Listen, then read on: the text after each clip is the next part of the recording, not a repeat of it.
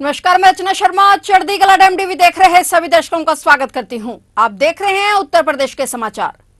लोकसभा चुनाव के लिए पहले चरण का मतदान आज यानी 19 अप्रैल को शुरू हो गया है। पश्चिमी उत्तर प्रदेश के धुरंधर नेताओं का भाग्य मतपेटियों के कैद हो जाएगा और पहले चरण में कांग्रेस के इमरान मसूद, समाजवादी पार्टी की इकरा हसन, भारतीय जनता पार्टी के संजीव बालियान, जितिन प्रसाद और राष्ट्रीय लोकदल के चंदन चौहान जैसे नामचीन नेता किस्मत आजमा रहे हैं। 18वीं लोकसभा के लिए चुनाव के पहले चरण में पश्चिमी उत्तर प्रदेश की 8 सीटों पर कुल 80 प्रत्याशी मैदान में हैं। सुबह 7 बजे से ही लोग बूथ पर पहुंचे और अपने मताधिकार का इस्तेमाल कर रहे हैं। उत्तर प्रदेश सरकार में मंत्री और पीलीभीत लोकसभा सीट से भाजपा के प्रत्याशी ने कहा कि आज मतदान का दिन है, ज्यादा से ज्यादा अपने मत का प्रयोग करें। पिछले लोकसभा चुनाव में पहले चरण की 8 सीटों में से 4 भाजपा, 3 बसपा में और 1 सपा ने जीती थी और इस बार कई दिग्गजों की परीक्षा है। प्रत्याशियों के भाग्य का फैसला ईवीएम में बंद हो जाएगा, जिसके बाद 4 जून को होने वाली मतगणना का इंतजार रहेगा। बता दें कि प्रथम चरण के मतदान को लेकर सुरक्षा के भी कड़े इंतजाम किए गए हैं। मतदान केंद्र के अलावा चप्पे चप्पे पर पुलिस प्रशासन की पैनी नजर है। किसी भी तरह की दिक्कत होने पर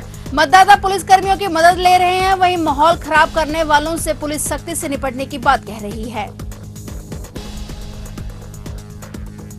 लोकसभा चुनाव 2024 के पहले चरण में लोकसभा के 102 सीटों के लिए आज मतदान हो रहा है। वहीं यूपी में 8 सीटों पर मतदान हो रहा है। इस बीच लोकतंत्र के इस पर्व पर मुख्यमंत्री योगी आदित्यनाथ ने जनता से आत्मनिर्भर भारत और विकसित भारत के निर्माण के लिए वोट करने की अपील की है। सीएम योगी ने कहा कि आज लोकतंत्र के महापर्व का प्रथम चरण है। सभी सम्मानित मतदाताओं से मेरी अपील है कि आत्मनिर्भर भारत एवं विकसित भारत के निर्माण के लिए नए भारत का अविराम विकास यात्रा के लिए मतदान अवश्य करें। आपका एक वोट भारत को और अधिक सशक्त बनाएगा, इसलिए ध्यान रहे, पहले मतदान फिर जलपान। सीएम योगी ने सभी प्रदेशवासियों से बढ़ चढ़कर वोट डालने की अपील की। बता दें कि यूपी में नगीना, कैराना, मुरादाबाद, पीलीभीत, रामपुर, सहारनपुर, बिजनौर और मुजफ्फरनगर सीट पर मतदान हो रहा है।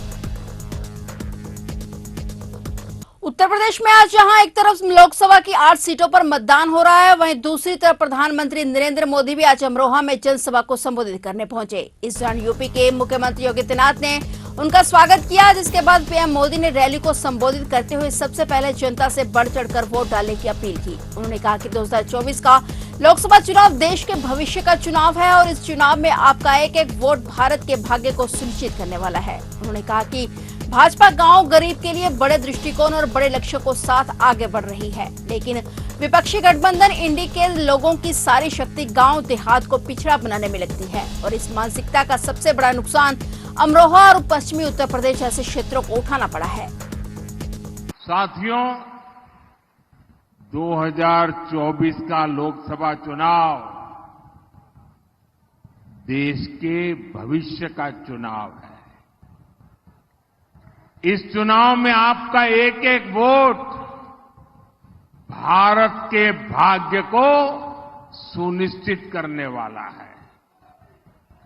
भाजपा गांव गरीब के लिए बड़े विजन और बड़े लक्ष्यों के साथ आगे बढ़ रहा है, लेकिन इंडी गठबंधन के लोगों की सारी शक्ति गांव देहात को पिछड़ा बनाए रखने में लगती है। इस मानसिकता का सबसे बड़ा नुकसान अमरोहा और पश्चिमी यूपी जैसे क्षेत्रों को उठाना पड़ा है।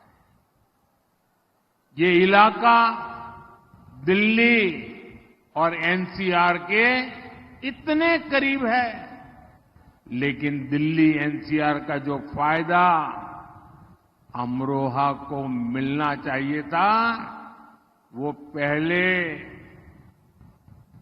मिला क्या? योगी जी के आने से पहले मिला क्या? दिल्ली में भाजपा सरकार बनने से पहले मिला क्या? इंडी गठबंधन वालों के दौर में यूपी की पहचान पिछड़ेपन के कारण होती थी, लेकिन आज वही यूपी देश में एक्सप्रेस वे वाले प्रदेश के तौर पर हिंदुस्तान जानने लगा।